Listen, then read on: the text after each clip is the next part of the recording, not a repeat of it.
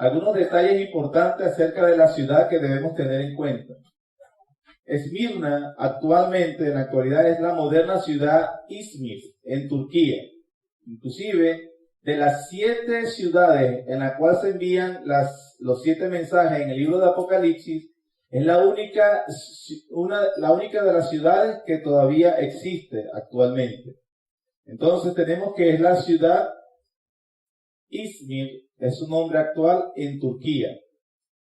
En cuanto a lo comercial, en lo que a exportaciones se refiere, Esmirna es la segunda ciudad más importante en Asia Menor para ese momento, solamente detrás de la ciudad de Éfeso. La iglesia presumía de un famoso estadio, era el más grande de Asia, de una biblioteca, tenía un teatro público y también fue la ciudad donde nació el gran famoso poeta épico Homero. Homero es el autor de la Ilíada y la Odisea. Era famosa por un monte que tenía en la ciudad, la cual rodeaba una calle que se llamaba la calle del Oro. En esta calle, en cada uno de sus extremos tenía un templo. Había un templo dedicado a la gran diosa madre, una variante de Cibeles, la diosa romana, y en el otro extremo había un templo a Zeus. Esmirna también fue la primera ciudad del mundo antiguo que construyó un templo a Roma. Eso se llama diosa Roma, significa diosa Roma. Es una divinidad que personifica a la ciudad de Roma y obviamente también al imperio. Y según el historiador romano Tácito, en el año 23 a.C., Esmirna consiguió una concesión para construir un templo al emperador Tiberio César. Es la primera ciudad del mundo antiguo que le construye un templo en dedicación al emperador. Estos detalles son muy importantes con respecto al mensaje y la situación de la iglesia de Esmirna. Entonces, por lo que hemos visto, esta ciudad tenía una fuerte adhesión a Roma, al Imperio Romano. Aparte, también tenía una población muy grande de judíos, los cuales hicieron muy hostil el cristianismo en esa ciudad. Su martirio más famoso es el del obispo Policarpo. Policarpo es conocido en la historia de la iglesia como un padre de la iglesia que fue inclusive discípulo del apóstol Juan. La fundación de la iglesia. ¿Cuándo, en qué momento se fundó esta iglesia? No se sabe a ciencia cierta cuándo fue fundada la iglesia, pero es razonable suponer que fue durante el segundo viaje misionero del apóstol Pablo. ¿Por qué lo decimos? En Hechos, capítulo 19, se narra los acontecimientos del apóstol Pablo cuando estaba en Asia Menor. Y en Hechos 19 se menciona sobre todo cuando él estaba en la ciudad de Éfeso. Y hay un comentario interesante de los habitantes de la ciudad. Si su Biblia es como la mía, ven que arriba del versículo 16 hay un subtítulo. Capítulo 19, arriba del versículo 23 hay un subtítulo, que es el alboroto en Éfeso. El versículo 26 dice los habitantes de Éfeso: pero veis y oís que este Pablo, no solamente en Éfeso, sino en casi toda Asia, ha apartado a muchas gentes con persuasión, diciendo que no son dioses los que se hacen con las manos. Así que los habitantes de Éfeso, tratando de culpar a Pablo de que era un alborotador, reconocieron de que por toda Asia Pablo había estado ganando a muchos del pueblo, de los habitantes de Asia, para el cristianismo. Y si está en Éfeso y decían esto, no es extraño o exagerado suponer que la segunda ciudad más importante, Esmirna, precisamente había sido también fundada esta iglesia en ese viaje misionero de Pablo. Por cierto, necesito hacer una rectificación con respecto a la semana pasada. Cuando hablaba de la iglesia de Éfeso, di unos datos de un acontecimiento del alboroto que se dio cuando Pablo estuvo visitando la ciudad de Filipos. Y yo dije que era la ciudad de Éfeso. Así que me rectifico, disculpen el error, leyendo obviamente acerca de esto. Por ejemplo, lo de Esmirna se dice cuando estaba en Éfeso. Mi cerebro cruzó toda la información y salté información y dije lo que no era. Pero dicho eso, entonces tenemos que probablemente fue en ese viaje misionero del apóstol Pablo cuando se fundó la iglesia de Esmirna. Esto ya lo hemos dicho.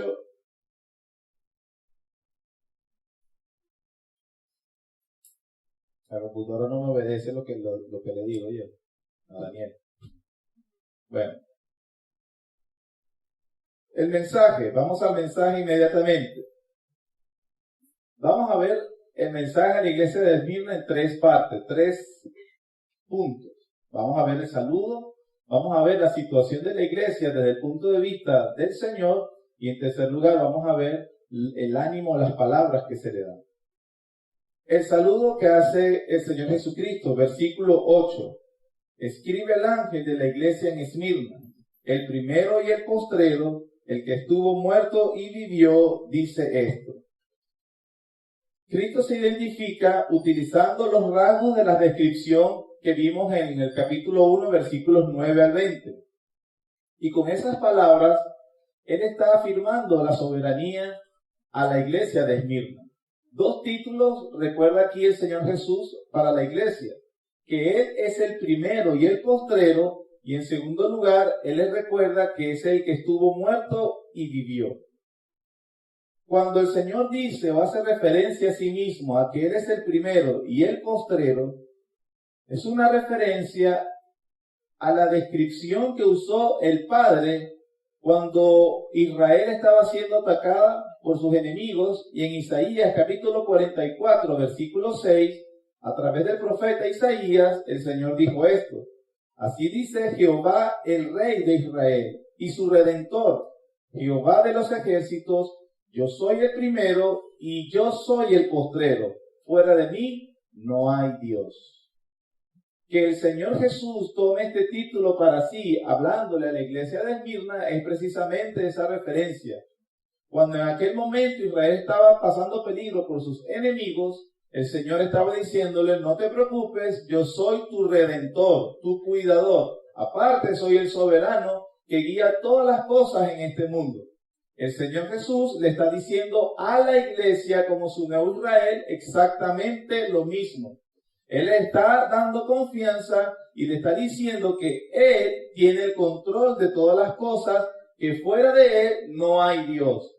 Ese es importante, ese mensaje. Recordemos que era precisamente en Esmirna donde había muchos templos a divinidades, dedicados a divinidades paganas, y sobre todo un templo dedicado al emperador Tiberio César. Así que cuando también dice, el que estuvo muerto y vivió, puesto que él volvió de la muerte, también ellos pueden hacer frente al martirio, sabiendo que de esa fidelidad recibirán la recompensa de la vida eterna. El Señor le está recordando a su iglesia su pasión, hermanos, que sufrió tortura obedeciendo al Padre, que él precisamente fue perseguido, condenado por Pilato, autoridades romanas, y que murió crucificado. Todo eso lo atravesó haciendo la voluntad de Dios. Con esas palabras le está diciendo que el hecho de que la iglesia estuviera sufriendo alguna tribulación no significaba que ellas estaban en desagrado del Padre o que Él le estaba castigando por algún pecado que habían cometido. Esta iglesia, a diferencia de la de Éfeso, no recibe ninguna corrección. Totalmente se le dan palabras de ánimo y se les recuerda que a pesar de la tribulación que estaban pasando, no significaba que Dios estaba enojado o su Señor estaba enojado contra ellos, más bien les animó a considerarlo a Él mismo, de que Él, haciendo la voluntad del Padre, precisamente sufrió también en manos de autoridades civiles y en manos de los judíos a los cuales persiguieron al Señor. Pero después de eso, a pesar de su muerte, Él volvió a la vida, dice Hechos 13:30. Mas Dios le levantó de los muertos. Le dice eso para animarlos, porque lo que venía era un anuncio de que su persecución se agravaría, que sería inminente. En segundo lugar, dije que íbamos a ver tres cosas, ya vamos para la segunda. Versículo 9. La situación de la iglesia, pero como la veía el Señor. Versículo 9 dice: yo conozco tus obras y tu tribulación y tu pobreza, pero tú eres rico, y la blasfemia de los que se dicen ser judíos y no lo son, sino que son sinagogas de Satanás.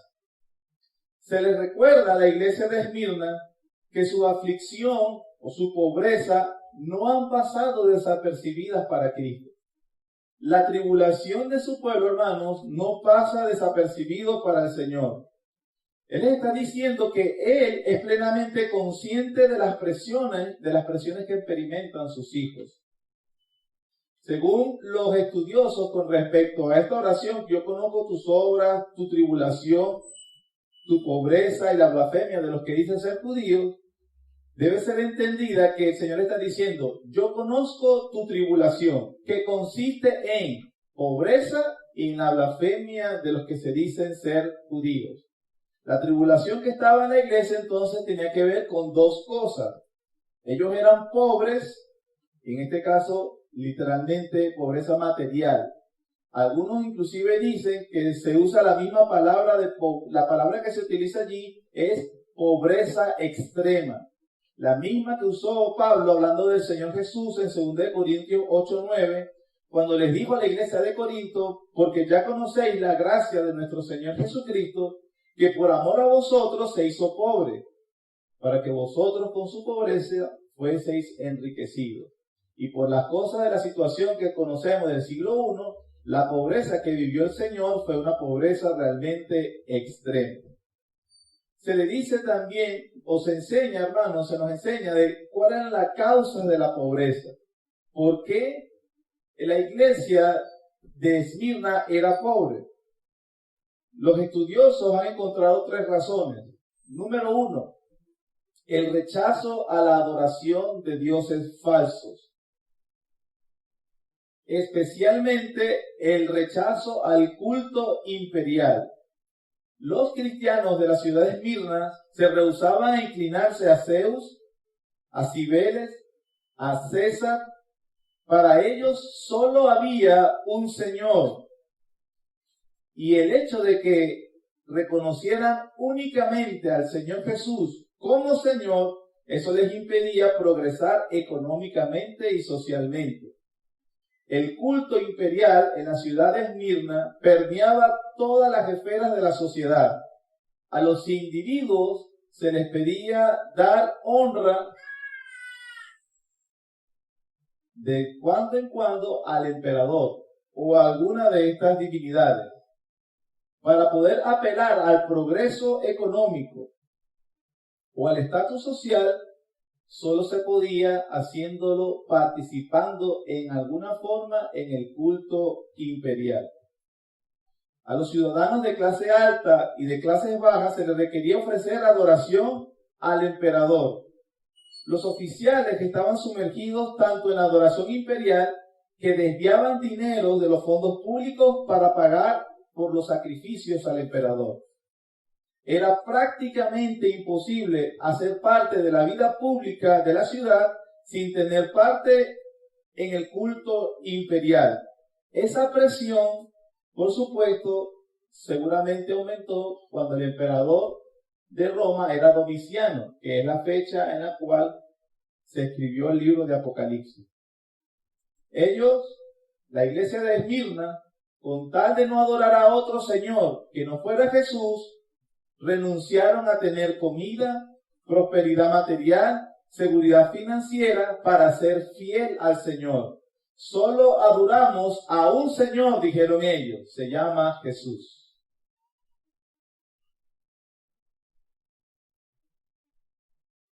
Fueron pobres a propósito,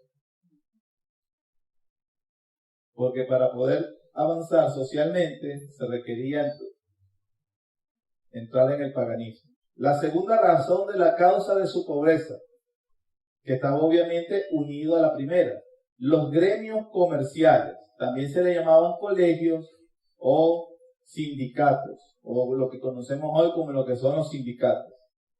Nadie en la ciudad podía trabajar algún oficio si no pertenecía a uno de estos gremios. Estos gremios era una de las maneras en que el imperio sometía también a los ciudadanos o las autoridades locales.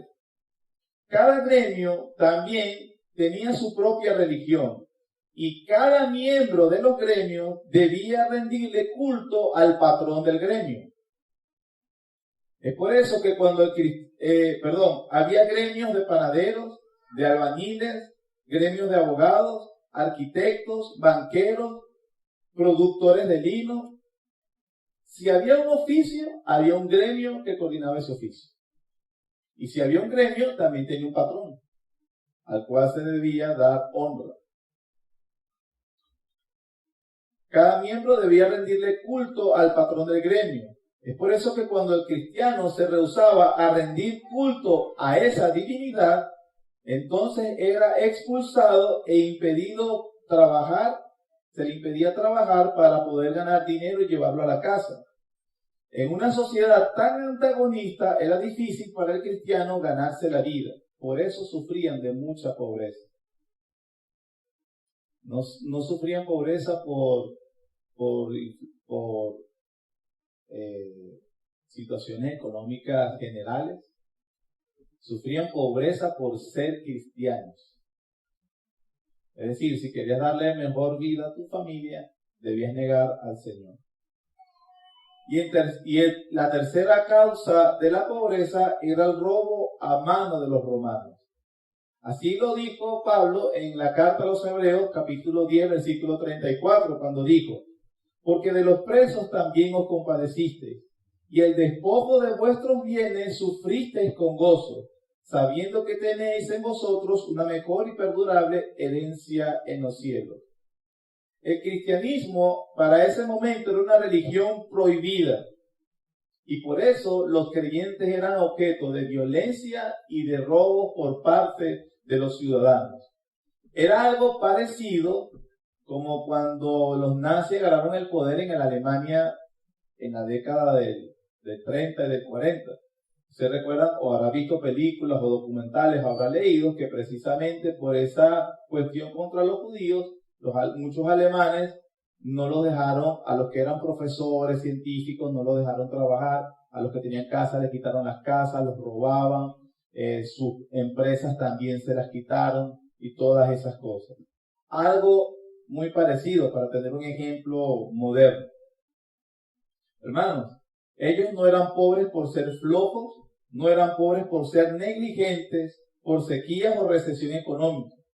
Eran pobres porque se rehusaban a comprometer su fidelidad al Señor Jesús. Desde la perspectiva entonces de la ciudad de Esmirna, los cristianos de esta iglesia eran unos pobres diablos. Desde la perspectiva del Señor Jesús, ellos eran ricos en fe. Yo conozco tu pobreza, pero tú eres rico. Totalmente diferente a la iglesia de la Odisea, la cual era rica, pero tú eres un pobre, miserable, ciego, desventurado y desnudo, le dijo el Señor. En ese sentido, esta iglesia estaba experimentando lo que dijo el apóstol Pablo a los Efesios en el capítulo 1, versículo 3, que bendijo a Dios y Padre de nuestro Señor Jesucristo, que nos bendijo con toda bendición espiritual en los lugares celestiales en Cristo Jesús. Ellos eran poseedores de las riquezas de su gracia. Y por eso el Señor los elogia. No solamente los elogia, también los bendice. Aparte, en segunda razón, dijimos que la primera razón de la pobreza eran estas tres causas. La segunda razón de la pobreza es lo que dice el versículo 9. Y la blasfemia de los que se dicen ser judíos y no lo son. Los cristianos en esta época sufrían de calumnias por parte de los judíos a partir aproximadamente del año 70. Por la década de los 60, el cristianismo gozó de cierta tranquilidad porque se consideraba el cristianismo como un apéndice del judaísmo. Ya los judíos en el Imperio Romano se les permitía tener su religión. De esa manera, por ahí por los 60, el cristianismo no sufría tanto peligro de parte del emperador romano. A partir del año 70, cuando hubo el incendio de la ciudad de Roma y Nerón culpó a los judíos de que había sido incendiada la ciudad por culpa de ellos y atacó Jerusalén y la destruyó, la destrucción del año 70 de Jerusalén, a partir de esa década o de esa situación, el cristianismo se comenzó a mirarle con mucha sospecha porque era un apéndice o un producto de la religión judía. Y por eso las autoridades civiles miraron con recelo al cristianismo. Y de allí comenzó ese tipo de tribulación. Ahora, no solamente por parte de las autoridades civiles por esa razón, sino que los mismos judíos comenzaron a mirar al cristianismo y a acusarlo de que ellos no pertenecían a ellos y también entonces a calumniarlos de muchas maneras. El cristianismo entonces a partir de la década del 70 después de Cristo se convirtió en una religión prohibida. Los judíos la veían como una secta herética y su adoración a Jesús, a un carpintero, obviamente la miraban como blasfemia. Por la gran población que tenía en la ciudad de Esmirna, entonces sufrían la hostilidad de las autoridades civiles y de los ciudadanos adheridos a Roma, y aparte también vivieron la hostilidad de los judíos. Ellos los acusaron de canibalismo, por ejemplo, porque ellos comen la carne y la sangre de su Señor, una referencia a la Santa Cena. Ellos los acusaron de inmoralidad, por ejemplo. Ellos se casan con los hermanos y con sus hermanas, que es la relación como en Cristo nos llamamos cada uno de nosotros. Ellos los acusaron de ateos. Imagínense, un judío acusando a los cristianos de ateos. Porque ¿qué sucedía? Como en muchos lugares se les pedía honrar al emperador, fue tal cual como sucedió con el Señor Jesús en Juan capítulo 19, cuando Pilato, después de torturar al Señor Jesús, se lo presentó a los judíos y le dijo: «He aquí vuestro rey». Pero ellos gritaron: «Fuera, fuera, crucifícale». Pilato les dijo: «¿A vuestro rey he de crucificar?». Y ellos respondieron: «No tenemos más rey que a César». Y si usted lee los evangelios, ya que los judíos le tenían prohibido ejecutar a quien ellos creerían que fuera digno de muerte, buscaban siempre que el Señor Jesús, una razón para acusarlo ante las autoridades romanas de que era un sedicioso, para que Roma lo ejecutara. Eso fue exactamente lo mismo que hicieron con los cristianos en Esmirna. Pero ¿cuál es la perspectiva del Señor Jesús con respecto a esos judíos? Él les dice, la blasfemia de los que se dicen ser judíos, pero no lo son. Al abrogarse el título de judíos, lo que están haciendo referencia es que somos pueblo de Dios. Pero entonces el Señor está diciendo, la blasfemia de los que se dicen ser mi pueblo, pero no lo son. Y como atacaban a la iglesia, el mismo Señor Jesús les dijo, son sinagogas de Satanás. Atacaban a la iglesia de Cristo. Ellos se creían sinagogas de Dios, Jesús los veía sinagogas de Satanás. Así ve el Señor a todo aquel que se reúne en nombre de Dios sin reconocer a Jesús. Como Pablo dijo a los Romanos capítulo 2 versículo 28, no es judío el que lo es exteriormente, es decir, por la circuncisión o por haber nacido de padre o madre judío. Ni es la circuncisión la que se hace exteriormente en la carne, sino que la verdadera circuncisión es la del corazón, la que se hace no de mano, sino la que Dios hace en el nuevo nacimiento. Ellos se llamaban pueblo de Dios, apelando a su linaje de sangre, pero como les dijo el mismo Señor Jesús a sus predecesores los fariseos, vosotros sois de vuestro padre el diablo, y los deseos de vuestro padre queréis hacer. Por eso les dice, sinagoga de Satanás.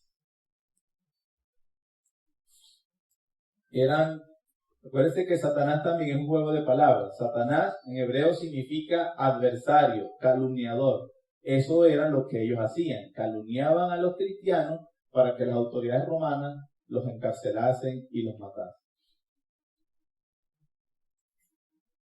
Tercer y último punto. Palabras de ánimo que le da el Señor a esta iglesia, o advertencias también en el versículo 10. No temas en nada en lo que vas a padecer. He aquí, el diablo echará a algunos de vosotros en la cárcel, para que seáis probados, y tendréis tribulación por 10 días. Sé fiel hasta la muerte, y yo te daré la corona de la vida. Era común en el Imperio Romano que cuando ellos apresaban a alguien, muy probablemente esa persona sería ejecutada, como pasó con Juan el Bautista. Así que cuando el Señor les dice, Satanás echará a algunos en la cárcel, ellos entendieron que había mucha probabilidad de morir. Por eso la palabra de ánimo o de exhortación, sé fiel hasta la muerte. ¿Te van a echar a la cárcel? Si me van a echar a la cárcel, lo más seguro es que me van a matar. Exacto. Sé fiel, le dijo el Señor Jesús. Cuando le dice el Señor, para que seáis probados y tendréis tribulación por 10 días, recordemos que los números son bastante simbólicos en este libro, y lo que significa es que esa tribulación será breve y limitada. No son 10 días literales, sino que al hablar de 10 días, esa tribulación la vas a experimentar, pero tiene un límite y es corto, breve y limitado. Inclusive, se dice que es una alusión a las pruebas que pasaron Daniel y sus 3 amigos en el libro de Daniel cuando fueron deportados a Babilonia, ¿recuerdan? Que ellos fueron inducidos en la cultura de Babilonia y de esa forma ellos iban a cometer el pecado de la idolatría, a lo cual Daniel y sus amigos rehusaron. En el capítulo 1, versículo 15 de Daniel dice lo siguiente: al cabo de 10 días pareció el rostro de ellos mejor y más robusto que el de los otros muchachos que comían de la porción de la comida del rey. Daniel le pidió a su cuidador de que no los obligara a participar de la comida, ya que había sido ofrecida a los ídolos. Él no quería pecar a Dios en ese entonces, y que le diera una prueba de 10 días. A los 10 días, como acabamos de escuchar, el rostro de Daniel y sus amigos era más robusto, más hermoso, más radiante que los que habían estado comiendo carnes. Ellos habían estado comiendo legumbres.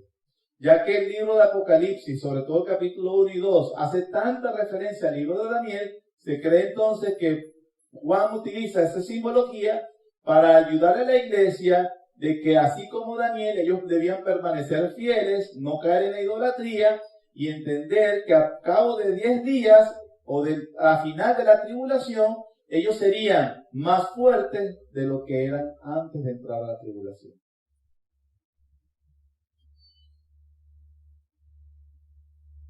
La iglesia, en ese entonces, mientras pasaba por esa tribulación y que le dice, los echarán a la cárcel, sé fiel hasta la muerte, debía recordar el segundo título que el Señor les dio. ¿Cuál fue su segundo título? El que estuvo muerto y vivió. Como dice Hechos 14:22, es necesario que a través de muchas tribulaciones entremos en el reino de Dios, según de Timoteo 3:12. Y todos los que quieran vivir piadosamente en Cristo Jesús padecerán persecución. O Filipenses 1:29, porque a vosotros os he concedido a causa de Cristo, no solo que creáis en Él, sino también que padezcáis por Él. Estas tribulaciones eran parte de lo que ya el Señor le había advertido a su pueblo. Sin embargo, a pesar de todo eso que venía inminentemente sobre la iglesia, ¿qué les dice el Señor? No temas de lo que vas a padecer. ¿Cómo debemos vivir entonces, hermanos, en medio de la tribulación? No temas en nada lo que vas a padecer. Número 2, sé fiel hasta la muerte. No temas y sé fiel. La iglesia, hermanos, debía entender que el que ordenó esto en su vida era el mismo Señor Jesucristo y que Él mismo lo había experimentado en carne propia. Hebreos 4:15 nos recuerda, porque no tenemos un sumo sacerdote que no pueda compadecerse de nuestras debilidades, sino uno que fue tentado en todo según nuestra semejanza, pero sin pecado. Se fiel hasta la muerte. Ellos sabían que iban a morir, pero el Señor les enseña, pueden vivir igual. Uno de los mejores ejemplos de lo que está diciéndole el mensaje del Señor a Esmirna es, por ejemplo, el martirio de Policarpo. Cuando este mensaje llegó a la iglesia de Esmirna, Policarpo tenía apenas 27 años. En el año 155 después de Cristo, acusaron a Policarpo ante las autoridades romanas por ser cristiano. Y le habían obligado o le estaban torturando para obligarlo a decir que César era el Señor. Con el estadio lleno de personas y con el procónsul romano presente, Policarpo dijo: 86 años he servido a mi Señor, nunca me ha hecho daño. ¿Cómo pues blasfemaré a mi Rey y Salvador? Escuchadme declarar con fuerza: yo soy un cristiano. A pesar de las amenazas de las autoridades civiles. Cuando el procónsul escuchó las palabras de Policarpo, lo amenazó a que le echarían las bestias para que lo devoraran. Policarpo le contestó: llámalas, porque no nos arrepentimos de lo que es bueno para recibir lo que es malo. Al procónsul se le avisó que no había bestias disponibles. Parece que ya estaban llenas y no querían comer más de algunos cristianos que habían torturado. Pero el procónsul lo amenazó con quemarlo vivo. Policarpo le volvió a responder: tú me amenazas con fuego que quema por 1 hora. Él había recibido el mensaje de la iglesia de Esmirna. Luego, al poco tiempo se extinguirá. Pero eres ignorante del fuego y juicio por venir y del castigo eterno reservado para los impíos. ¿Por qué te retrasas? Trae lo que quieras. Policarpo era discípulo de Juan. De hecho, se dice que Juan lo ordenó como obispo en la iglesia de Esmirna. Lo que Policarpo sabía es que esa prueba era una prueba temporal para él, breve en su vida comparada con el fuego eterno que sufrirían sus adversarios. Él escuchó el mensaje que Dios le había mandado a través de Juan. ¿Por qué razón? ¿Cuáles son las razones que el Señor le da a la iglesia para que no teman nada de lo que va a padecer y que sea fiel hasta la muerte? Hay 2 razones específicamente. Por el regalo divino y número 2, porque no sufrirá el daño de la segunda muerte. Dice el versículo 10, he aquí el diablo echará a algunos de vosotros en la cárcel para que seáis probados y tendréis tribulación por 10 días. Sé fiel hasta la muerte, que dice, y yo te daré la corona de la vida. Esa es la primera razón para ser fiel hasta la muerte. La segunda razón, versículo 11, el que tiene oído, oiga lo que el Espíritu dice a las iglesias. El que venciere no sufrirá daño de la segunda muerte. Note esto, hermanos, por el contexto y todo lo que hemos dicho, cuando entonces el Señor le dice a la iglesia de Esmirna, el diablo echará a uno de vosotros en la cárcel, ¿a quién se refiere? A ellos en concreto, ¿qué le iba a suceder? Perdón, sí, lo estoy planteando. Cuando él dice el diablo, ellos no iban a un espíritu con cachos ahí saliendo candela y los va a llevar a la cárcel. ¿Qué es lo que va a suceder? Las autoridades civiles los meterían presos. En este sentido, toda autoridad civil que actúa en contra de los intereses de Dios o de la iglesia de Cristo está haciendo el trabajo del diablo. Para el Señor ese es Satanás actuando. toda autoridad civil que actúa en contra de las directrices del Señor o de la iglesia de Cristo, desde la perspectiva de la Escritura, es Satanás actuando. Es lo que enseña Juan en esta porción. Pero le dice, no temas y sé fiel hasta la muerte. Número uno, por el regalo divino. Cuando se le dice, yo te daré la corona de la vida, recuerden que la ciudad era famosa por su estadio y por sus competencias, una versión de los Juegos Olímpicos. Como aficionados al deporte, la premiación tenía que ver con la guirnalda, aquella rama de olivo que se la daban las autoridades de la ciudad, como esperar que el ministro del deporte o el procónsul, el presidente o el gobernador los premiaran y tuvieran una ovación por la gente. La gloria que da el deporte, por supuesto, es codiciada por los hombres. Lo que le está diciendo el Señor Jesús es, si tú eres fiel hasta la muerte, no va a ser el procónsul romano el que te va a esperar en la meta, te voy a esperar yo y te daré la corona de la vida. Y la ovación será lo de los testigos, los ángeles de Dios y del Señor Jesús, escuchando las palabras, buen siervo fiel, en lo poco fuiste fiel, en lo mucho te pondré, entra en el gozo de tu Señor. Lo que tenían que recordar entonces los creyentes de Esmirna es que ellos eran atletas, corredores de la fe. Su deber era correr hasta la meta, porque al llegar allí era el mismo Señor Jesús que estaría esperándolos para darles la corona de la vida eterna con Él. Eso es lo que tienen que esperar los cristianos. Richard Phillips dijo, Jesús promete un ornamento de gloria, vida y poder para coronar a aquellos que triunfaron a través del sufrimiento y llegaron a entrar a la dicha eterna. La otra razón es que no sufrirán daños de la segunda muerte. En el libro de Apocalipsis, capítulo 20, versículo 6, se hace referencia a esta segunda muerte también. Dice, versículo 6, bienaventurado y santo el que tiene parte en la primera resurrección. ¿Qué es la primera resurrección? El nuevo nacimiento, cuando las personas son convertidas por el Evangelio. Después dice, la segunda muerte no tiene potestad sobre esto, sino que serán sacerdotes de Dios y de Cristo y reinarán con Él 1000 años. Esa segunda muerte entonces, que es la segunda razón que se le da a los creyentes para que venzan, para que perseveren hasta el final, es que la condenación eterna no los tocará. Aquellos que perseveren hasta la muerte no verán la segunda muerte.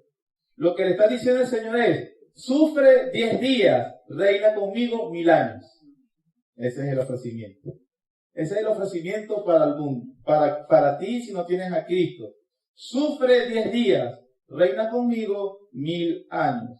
Porque la segunda muerte, también como dice Apocalipsis 21:8, pero los cobardes e incrédulos, los abominables y homicidas, los fornicarios y hechiceros, los idólatras y todos los mentirosos tendrán su parte en el lago que arde con fuego y azufre, que es la muerte segunda.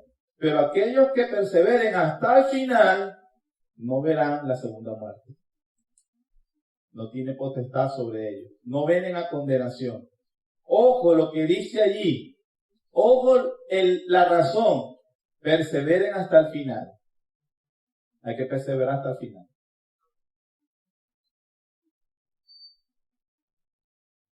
Es verdad que por la fe ellos estaban sufriendo mucha tribulación, que consistía, ¿se recuerdan? Mucha pobreza extrema y en segundo lugar la persecución por parte de la blasfemia de los que se dicen judíos no lo son.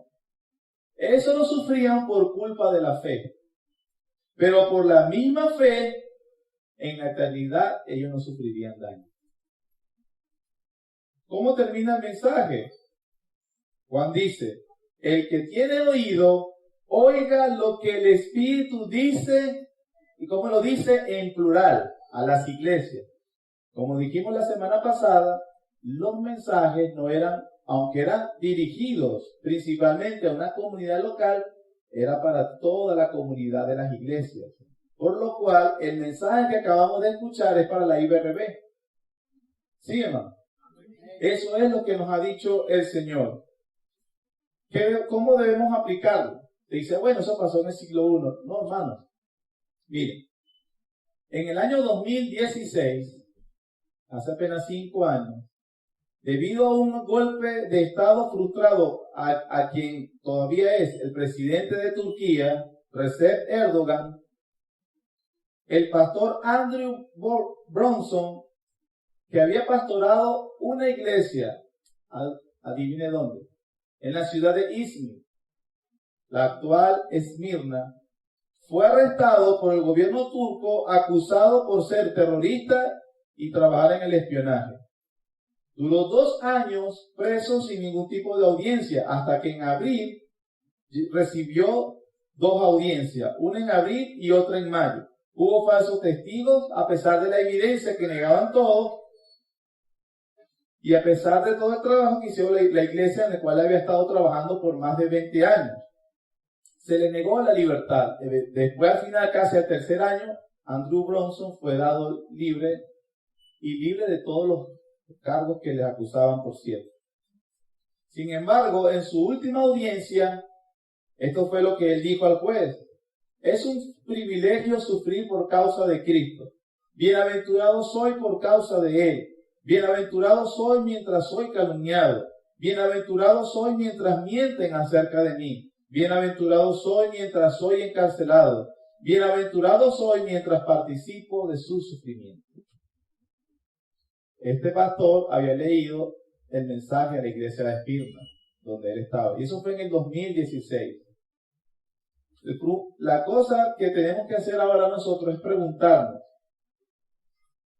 ¿qué harías, hermano, si estuvieses en la posición de la iglesia de Esmirna? ¿Qué harías si estuvieses en la posición del pastor Andrew Bronson?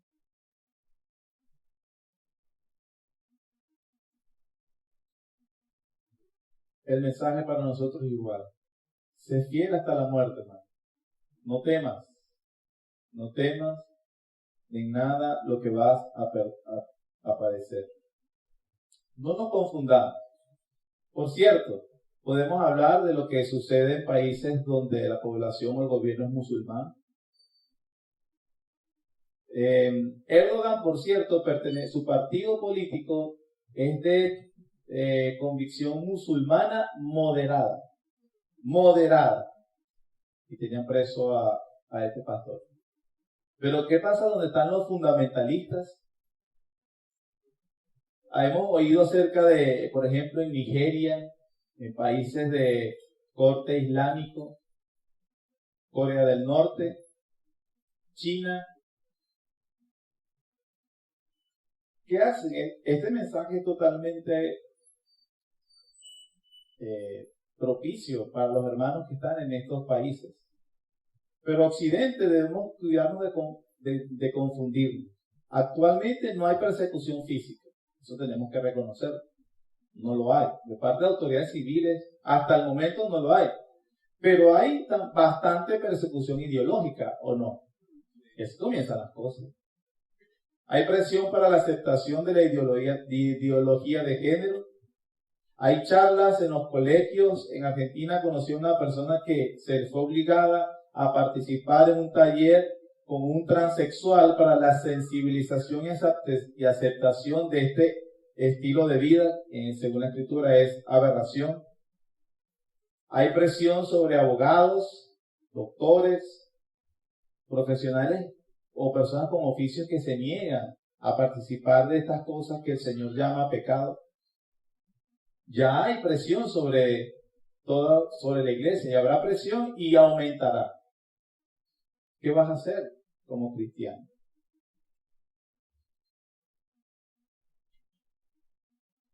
La manera en que podamos perseverar hasta el final, como le dijo el Señor a la iglesia de Esmirna, será meditando en el santo evangelio del Señor Jesucristo, meditando lo que hizo por nosotros los pecadores para salvarnos y darnos vida eterna con Él. Entender como Pablo lo entendió, que es un evangelio por el cual vale la pena morir. Pablo le dijo a los hermanos que le están diciendo, Pablo, te van a suceder cosas raras, persecución por estar predicando. Pablo dijo, pero de ninguna cosa hago caso, ni estimo preciosa mi vida para mí mismo, con tal que acabe mi carrera con gozo y el ministerio que recibí del Señor Jesucristo. Hermanos, Pablo no era que odiaba la vida. La vida, Pablo tenía una visión cristiana de la vida y es un regalo y un don de Dios. Pero que una vida que no sirve para dar gloria a Dios no es una vida bien vivida. ¿Cómo está tu vida cuando meditas?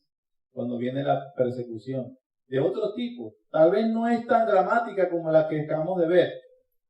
Pero la Biblia nos está advirtiendo que vendrá en algún momento. O la sufrirán tus hijos o tus nietos. Pero ¿qué ven ellos ahorita en nosotros? Cada vez que hay algo que nos compromete acerca de la lealtad del Señor y cada vez nosotros claudicamos. Es vergonzoso realmente.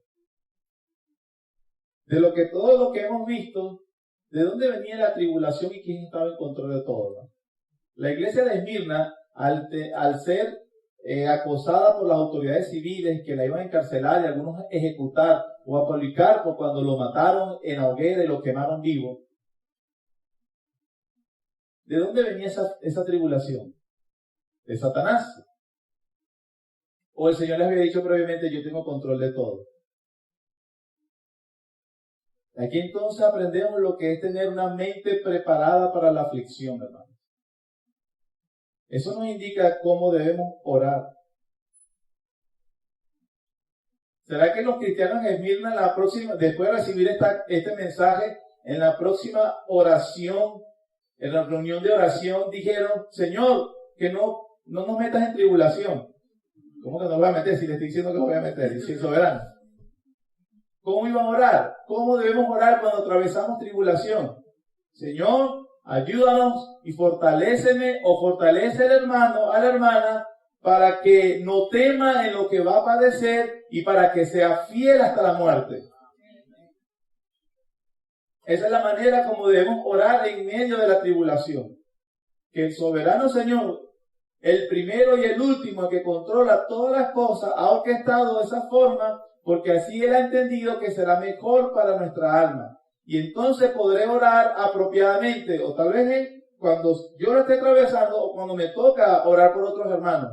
Señor, que no tema, fortalece su fe, y en segundo lugar, que sea fiel hasta la muerte, si es necesario. Esa es la forma correcta de orar. ¿Cómo utiliza Dios el sufrimiento entonces en su pueblo? Al cabo de 10 días, ellos eran más fuertes de los de antes de entrar a la tribulación. Esa es la forma, hermanos. Eso es una mente bíblica, una mente preparada para la aflicción. Y una última aplicación, hermanos, que podemos considerar también es los límites de la obediencia al gobierno civil. Recordemos que fue el apóstol Pablo que enseñó en Romanos 13:1, sométase toda persona a las autoridades superiores, porque las que hay han sido establecidas por Dios. De modo que quien se opone a la autoridad, a lo establecido por Dios, resiste. Eso lo dice la Escritura. Y se nos llama a considerar que en la esfera de este mundo, del reino de los hombres, Dios en su providencia ha establecido autoridades o jerarquías que deben ser respetadas, con ámbitos a los cuales y áreas que el pueblo de Dios y todos los hombres están obligados a respetar y a vivir según esas esferas. El gobierno, la autoridad civil, llámese como se llame, sea el modelo, sea monarquía, sea democracia, sea lo que sea, es una estructura establecida por Dios. Número 2, la familia. Y número 3, la iglesia. Toda autoridad superior ha sido establecido por Dios para gobernar las esferas de los hombres en el reino de los hombres. Sin embargo, las esferas han sido limitadas por el propio Dios. De forma que cuando una de estas autoridades pasa los límites de las esferas dadas por Dios, ¿qué es lo que tiene que hacer el pueblo de Dios? No someterse a él. sino ser fiel hasta la muerte. No nos metían presos, o bueno, hace 2 años, cuando empezó el COVID, había amenazas. A los cristianos que se reúnen los vamos a meter presos. ¿Qué debía ser el pueblo de Dios, hermano? En cuanto a la adoración de Dios, ¿quién tiene la autoridad? ¿El gobierno o la iglesia? La iglesia, ¿no? Porque es una esfera, la adoración a Dios no se la dio Dios al gobierno, se la dio a la iglesia. Pero, si me meten preso, ¿qué pasa si lo meten preso, hermano? Y si tenemos tribulación, ¿y qué pasa? Dice Dios, no teman, sé fiel hasta la muerte. Eso es lo que nos dice el Señor. Que el Señor nos ayude a reconocer la tribulación por la cual podamos estar pasando, o pasaríamos, o pasaremos, ser fortalecidos en fe para no temer. En segundo lugar, seamos fieles, pase lo que pase. Amén. Ese es nuestro llamado, seamos fieles, firmes y adelante.